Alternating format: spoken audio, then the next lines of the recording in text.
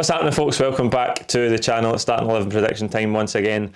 This time for tomorrow's trip to Rugby Park to face Kilmarnock. We come into it off the back of our best result and performance in the Champions League for years on Tuesday with that 3-1 win over Leipzig. As I say, you have to go back a long way to find a better result and a better performance than that. It's the performance, particularly the way we pressed the game, the way we kept the ball, the way we managed it in the last 10-15 minutes. You're expecting a real onslaught for Leipzig, who had to get something from the game. You're expecting them to keep the ball, them to be creating chances, but the way we managed it, we're so comfortable towards the end, and that's so rare against that level of opponent in this competition. I've never seen us so comfortable leading a game like that, and to win 3-1, and we could have had one or two more goals as well. It was a brilliant performance all round. That's 3 home Champions League wins on the spin as well. If you go back to that Feyenoord victory, which at the time was a dead rubber, but 3 wins in a row at home in this competition is just starting to build some credibility back, and it's a real scalp for us. I think if we think about the journey Celtic have been on in this competition, you go back a couple of years and we were really struggling to win a meaningful game. This change in format seems to have helped us so far, but that's a huge result for everybody, the players most of all, because now they know they can do it. We talk about the belief and the mentality they need to win these games all the time, but if that doesn't give them the belief and the mentality that they can go and compete at this level, nothing will. I think it will do their confidence the world of good, and mentally it should put us in a really good place for these next 4 Champions League games. We've got Bruges at home next, which will obviously be a big game for us, and I don't think MD should be underestimating that, despite the fact we're in really good shape right now. But what a win, what a night, what an atmosphere, and now we come back to domestic football away to Kilmarnock tomorrow. If you look at our last 5 visits there in all competitions, we obviously had the 5-0 win in May to seal the title, which was a brilliant night. We played some amazing football that night. That was like coming full circle from the disappointment of going out in the League Cup at the start of the season, to winning the title there and playing like that. They've had 2 wins though, in those last 5 games. It's either been 3 very comfortable wins for us or 2 victories for them. And Kilmarnock have had a mixed bag recently. They obviously beat Rangers on the 20th of October, but they've had a disappointing result up at Ross County where they went down 2-1. Then they won at Tynecastle, and last week they lost 3-2 at Dundee. So bit inconsistent for Kilmarnock, but we know in these games they can make it really, really difficult for us.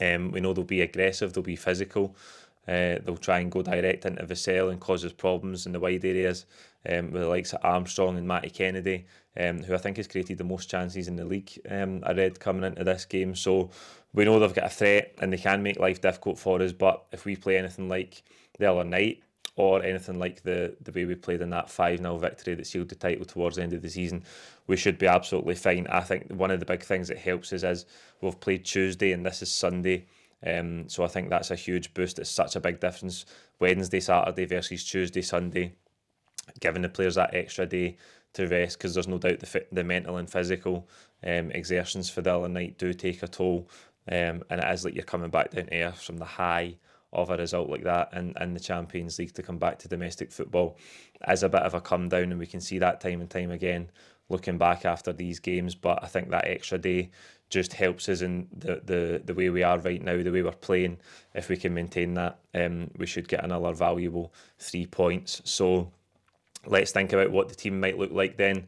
I think I was one out the other night because I expected Valle to play in the game, but Greg Taylor got the nod, and I think he grew into the game. Maybe in the player ratings, if you saw that video, Stuart was maybe harsh and gave him a 6.5. I think he was much better than that, but he did grow into it. I think his role in the second goal is brilliant in terms of his pressing. There's 4 or 5 players there: Hatate, Taylor, Maeda, Kyogo, McGregor's involved as well at one stage. But they press it so well, and then Taylor does really well to just prod it into the centre of the 6-yard box for Kuhn to put home. So Taylor justified his selection. That was only one I got wrong. I think Brendan Rodgers has been averaging 3 or 4 changes after these games. So we'll start in goals with Kasper Schmeichel, who was brilliant the other night. Very, very good. didn't have save after save to make, but I think he had 2 big saves that I can remember. One particularly right before our 3rd goal, and you think about the swing and momentum that would have had in the game if that had went in. It was Baumgartner, I think, on the chest, left foot, down at low into Schmeichel's left hand corner. Gets a really good save on it, and that kept us ahead. And then we go 3-1, and we're comfortable from there on out. But it's a big save, a big moment in the game, and I think again on the ball really helps us. A couple of lovely balls out to Johnson in the right back area. Never panics, always really positive. And a set of who is passing out for the back. He's been huge for us, and I think he was brilliant the other night. Back 4. I am going Johnston at right back. Another one that was superb the other night, defended well. So industrious with his running, so physical in the game. Gets the cutback that causes Gulashi to spill it at Hatate's feet. Brilliant. Talk of this new contract again. I think we all agree that's a good move for us. There's actually a real chance that Alistair Johnson might be on the list of these players who are going to attract interest and maybe get a bigger move in the next couple of years. He's playing that well just now, but he was brilliant the other night. At centre half, seems to be a bit of doubt about Carter Vickers and Trusty, who didn't take full training in the last couple of days. I just think with the plastic surface and the problems that Carter Vickers has had recently, I'm going to go Trusty and Scales at centre half. I just don't think there's any point in risking Carter Vickers. He's huge for us, and I think given the problems that he's had recently, he'll sit out. If Trusty's okay, given that that one where he rolled his ankle early in the game on Tuesday, I expect him and Scales to be the centre half pairing. At left back, I'm going to stick with Valle, which is my prediction for the other night. I think Cos Taylor got the start. We might see Valle come back in. Some murmurings about Barcelona wanting him back in January. I don't know too much about that. I don't know if it's because they think he's not playing enough games, although I'd find that one strange because he actually has been playing pretty well recently, or if they need him in the second half of the season, if they think they need him there as backup to Baldi, who I think plays left back for Barcelona. I don't know, but he's been good for us. I think, again, you see his qualities in the game the other night when he comes on, he carries the ball, he's quick, really good technical player, good dribbler. A few good tackles in as well. He's really grown. I think Taylor, the contract situation still hanging over his head, and Brendan Rodgers talked about that in the press conference yesterday. Brendan Rodgers seems really keen to get it sorted. We're approaching January now, into November, so I think after January he can speak to other clubs, and Brendan Rodgers seems keen that they'd like to know where everybody stands and have it resolved by then, because you don't want that going into the second half of the season where you have a player there but he's maybe talking to other clubs and he's going to sign a pre-contract, and that's never good for the club. So we'll see what happens with Taylor's contract situation. In midfield, I'm going one change. I think McGregor will play, I think Hatate will play, and I'm going to go with Bernardo coming in to replace Engels. I think there'll be one change in there. They all put in so much running and so much work the other night. I thought Callum McGregor was absolutely superb in terms of the way he controlled the game, driving forward at times, but then being really clever in terms of just keeping the ball and dictating the play at other times. Just really draining the life out of Leipzig, particularly in that second half. A really brilliant performance. And Hatate, I said at the weekend, obviously, the 6-0 win against Aberdeen at Hampden was his best performance for a long time, but that on Tuesday was even better. That's probably up there with his best performances for Celtic from Hatate. He was absolutely brilliant. I think he'll keep his place. I think he's important for us. I think he can really help unlock the Kilmarnock defence, and I think Bernardo, just that energy, done really well when he came off the bench the other night again. But I just think Bernardo coming in from the start will give us that extra impetus, because we know that his running power is really good, and his energy is really good against the ball as well. So front three, I'm going one change as well. Kuhn on the right hand side, Maeda on the left, and Adam Ida through the middle. I think Ida probably due a start, given that he hasn't had one for a few weeks now.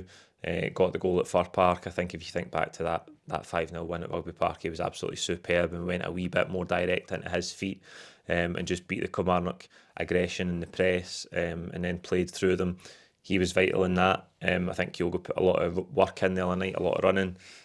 So I think he'll get the start. Kuhn, absolutely unbelievable, unplayable for Leipzig the other night. The first goal's absolutely superb. The second one, he's in the right place at the right time. I think that's 9 goals and 10 assists. in only 15 games this season, which is remarkable to have put up or contributed to nearly 20 goals in the space of 15 games. Tells you how well he's playing, and to do it on that stage was amazing. The longer he can keep this going, the better. I know there's this really early talk for some journalists online about Premier League clubs being interested in him. I really hope that that's premature, even from his point of view, because he was at Leipzig before. I think he was at Ajax, even maybe Bayern Munich as a kid as well. So he's been at these big clubs. He's went to Vienna. He's now here. He's found his feet. He's performing well in the Champions League. He might think that the next move, he should wait for the next move and spend a couple of years here and really get settled in. I hope that's the case, because there's no doubt if he keeps performing like that, there will be interest in him. But he's been absolutely brilliant this season. Maeda on the left-hand side, I think, not quite as effective as he was against Aberdeen, and has that chance where he really should score it after Kuhn plays that unbelievable pass with the outside of his left foot just after the equaliser. But again, usual performance for Dyson. Maeda, lots of work, lots of running, brilliant in terms of the pressure leading up to that second goal for us as well before half time. So that's 11 I think Brendan Rodgers will go with for tomorrow. You can let me know if you disagree in the comments below. Like the video, and as ever, we'll see you tomorrow with full-time reaction after the game at Rugby Park. Cheers.